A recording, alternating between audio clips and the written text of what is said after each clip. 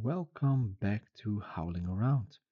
Today, I want to talk about something that frustrates most of us in dating, and that is ghosting and rejection. Because these two things feel very different emotionally, but they actually come from the same place, which is a lack of romantic interest. And misunderstanding that difference is what keeps people stuck and overthinking. So let's dive into it. Let's start by being honest here. Rejection feels bad, rejection sucks. But ghosting feels so much worse. Rejection, it hurts your ego, I get it. And ghosting, it just messes with your head. When someone rejects you clearly, you might not like it, it might sting a bit, but at least you know where you stand. When someone ghosts you, your brain fills in the blanks. I mean, you replay the date, you reread the messages, and you start wondering if you said something wrong or if you should have done something different. And that insecurity, that uncertainty is what really stings. So, why do people ghost instead of rejecting directly? Well, most of the times it's not about being cruel or about malice, but it really is just about avoidance. People ghost because they're uncomfortable with confrontation. Most people are, because we don't like to hurt someone. We know if we tell someone, hey, I don't like you that way, I don't want to see you again, I'm not attracted to you, I'm not interested in you. We know that that will hurt most people. We don't like to do that. So instead of doing that, you know, they ghost you. People don't like the awkward conversation. People don't want to explain their feelings to you. And sometimes, you know, we're not really sure why we're not interested in someone. We just know that, well, we don't feel enough. So instead of saying no, well, we do nothing.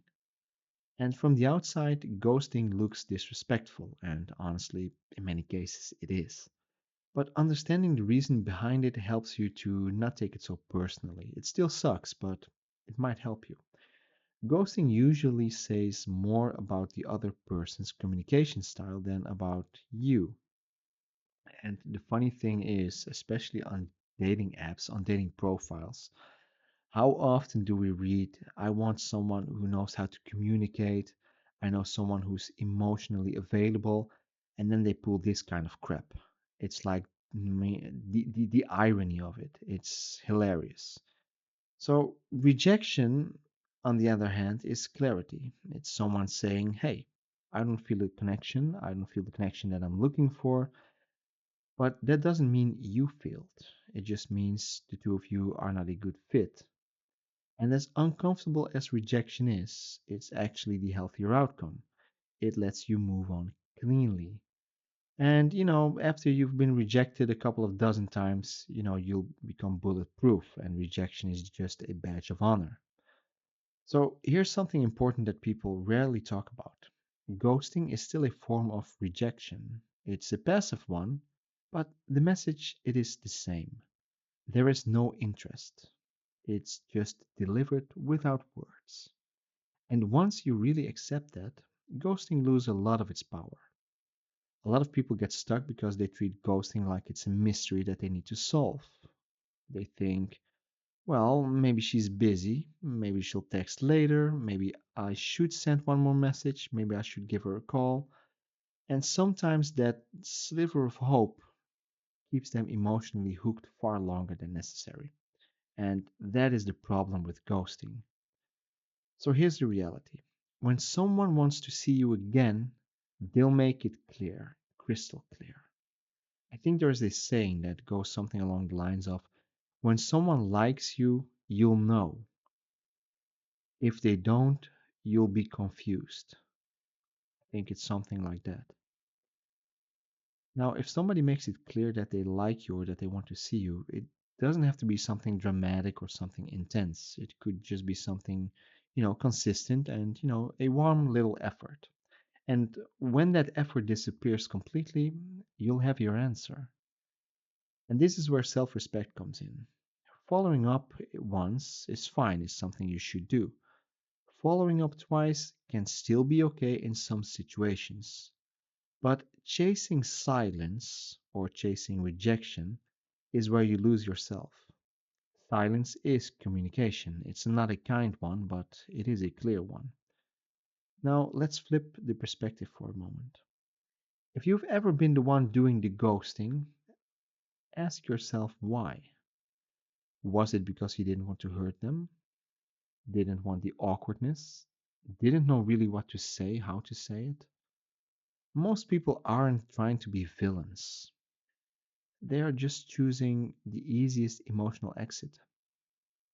And also, you have to keep in mind that not everybody handles rejection well. So let's say, in the past you have rejected a couple of people. Let's say, we are guys. So let's say we're talking about a woman. Let's say that woman has rejected a couple of guys and told them straight up, look, there's no connection. I'm not feeling it, etc., etc. But they get a really lousy response from the guys. What do you think those women will do? She'll go, oh, is this the reaction that I'm getting every time I say no? Well, I'm not putting up with that crap. So instead of telling the next guy, hey, I'm not feeling it, I'm just going to stop talking to them. I mean, that doesn't make it right, but it's understandable. It's human. That's how it works. So the real lesson here isn't ghosting is bad and rejection is good. No. The lesson is this: you do not need closure from someone who already closed the door on you. Closure comes from accepting the message, whatever the message is. It's not from getting an explanation. If someone ghosts you, the healthiest response isn't anger or self blame. It's to accept the fact that, hey, this isn't my person. She's not for me. And that's fine. You keep it moving without dragging their silence with you. On to the next one. Dating gets a lot easier when you stop demanding clarity from people who aren't capable of giving it. I mean, you got to be emotionally stable, you need to know how to communicate, all of that good stuff to be able to, communicate properly with someone that you're not interested and, you need to know how to present that, you know. It takes some balls, it takes some courage. Not everybody has that. So, you don't need everyone to communicate perfectly with you. You just need to notice who does. So if you're choosing between being rejected or being ghosted, rejection is actually the gift. It respects your time, it respects your emotions, it lets you keep your dignity intact. So people who actually reject you are people who are very respectful of you. That is something important to take into consideration.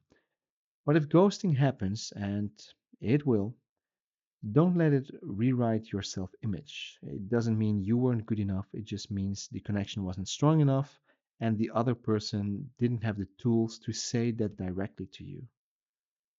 That's what it is. And once you truly understand that, ghosting stops feeling like a personal failure and starts feeling like the thing it really is, a dead end revealing itself. So that's that. So I hope it was interesting. I hope it was helpful. And thank you for listening. And I'll talk to you in the next episode. Bye bye.